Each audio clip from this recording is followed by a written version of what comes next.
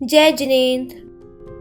हम सभी प्रतिदिन एक न एक बार नमोकार मंत्र का उच्चारण तो जरूर करते हैं, जिसमें 5 पद, 35 अक्षर और 58 मात्राएं हैं।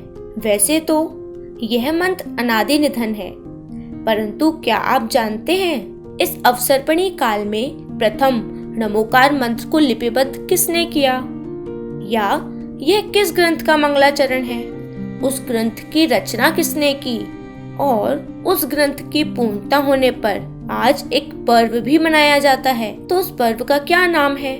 तो आइए इन सभी प्रश्नों के उत्तर जानने के लिए एक कहानी सुनते हैं, और आप सब भी एकदम ध्यान से सुनिएगा।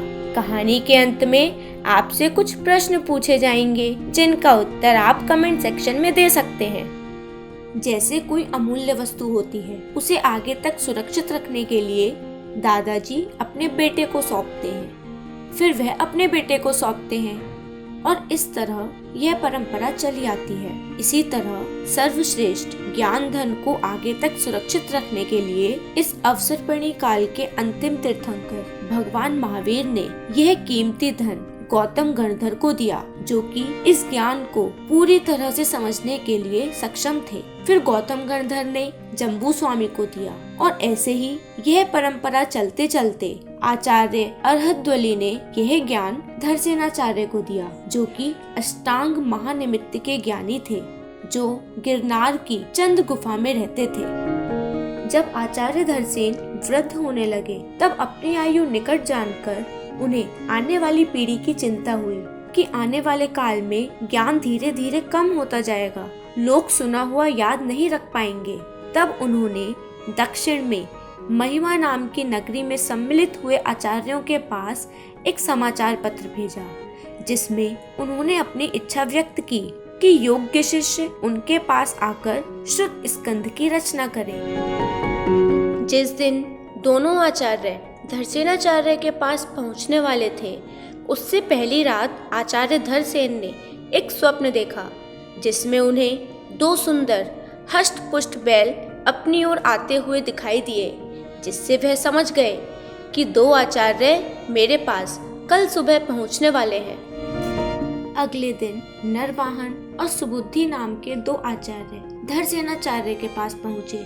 उन दोनों ने वहां पहुंचकर आचार्य धरसेन की 3 प्रदक्षिणा दी, और उनके चरणों में बैठकर सभी ने नमस्कार किया। तब आचार्य धरसेन ने उन दोनों को योग्य जानकर उन दोनों की परीक्षा ली। परीक्षा में आचार्य धरसेन ने एक आचार्य को एक कम अक्षर वाला और दूसरे आचार्य को एक अधिक अक्षर वाला मंत्र देकर सिद्ध करने को कहा।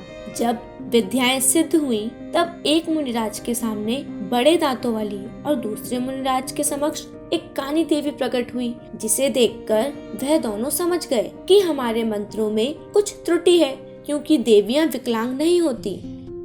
तब उन्होंने विचार पूर्वक उन मंत्रों को पुनः साधा, जिससे देवियां अपने स्वाभाविक सौम्य रूप में प्रकट हुई। जिस मुनिराज के समक्ष कानी देवी प्रकट हुई थी, उनके मंत्र में एक अक्षर की कमी थी, और जिस मुनिराज के समक्ष बड़े दांतों वाली देवी प्रकट हुई थी, उनके मंत्र में एक अक्षर अधिक था। दोनों मुनिराजों की साधना पूर्ण होने पर उनकी इस कुशलता से आचार्य धरसेन ने जान लिया कि दोनों सिद्धांत सीखने के योग्य पात्र हैं। फिर उन्होंने क्रम से सब सिद्धांत उन्हें पढ़ाए, और यह शताभ्यास आषाढ़ शुक्ल एकादशी को समाप्त हुआ।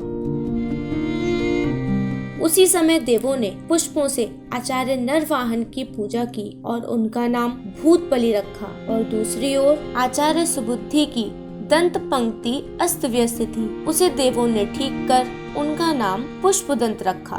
फिर दोनों आचार्य ज्ञान प्राप्त करने के बाद धरसेनाचार्य से विदा लेकर अंकलेश्वर में विहार कर गए, जहां उन्होंने चातुर्मास किया। चातुर्मास के बाद आचार्य पुष्पदंत वनवास नगर की ओर चले गए, और आचार्य भूतबली द्रविड़ देश की ओर चले गए। फिर आचार्य पुष्पदंत ने 20 सूत्र अर्थात 6 खंडों में प्रथम खंड का कुछ अंश लिखा, और अपनी आयु अल्प जानकर शेष भाग पूरा करने के लिए आचार्य भूतबली के पास भेज दिया।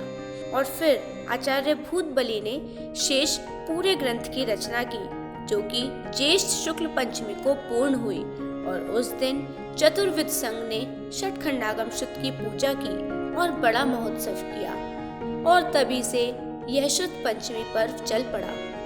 अब यह प्रश्न उठता है कि यह पर्व हम कैसे मनाएं? देखिए, आचार्यों ने बड़ी मेहनत से हमारे कल्याण के लिए इन ग्रंथों को लिखा, तो हमारा यह परम कर्तव्य बनता है कि हम उन ग्रंथों की मात्र पूजा भक्ति ही नहीं बल्कि उन ग्रंथों को खोलकर पढ़ें, उनका स्वाध्याय करें। स्वाध्याय करना ही श्रुत की विनय है और यही देवशास्त्र गुरु की परम सेवा है। आशा है आप सबने कहानी को ध्यान से सुना होगा।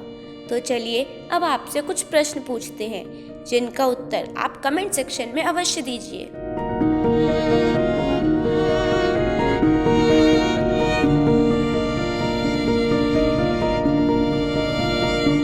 यदि कहानी पसंद आई हो तो आगे भी ऐसी और वीडियोस देखने के लिए हमारे YouTube चैनल को सब्सक्राइब ज़रूर करें। Thank you.